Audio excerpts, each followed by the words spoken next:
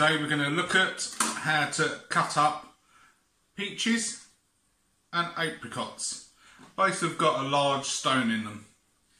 So first of all, this side down, and then there should be a little line going across. Put your knife in there and go all the way round, just like that. Okay, then twist. There's the stone. So if it's ripe, it should just pull out. Okay, let me show you that again. Okay, there's a line going round. Put your knife across and then just roll it round there. You can do this with an avocado as well. Okay, twist gently.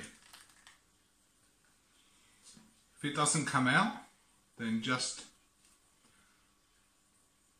run round and run your knife just underneath, very carefully, and then it should just pull out again. Okay, then all we're going to do, we can either slice that,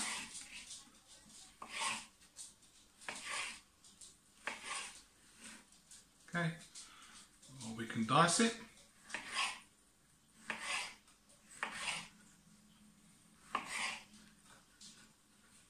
Okay, so that's our peach. Apricots are exactly the same. You usually see these dried. So again, just go all the way around. And this fruit I've given a little bit of a wash beforehand. Okay, open it up, and there you are. Lovely, so that's peaches and apricots we've seen today.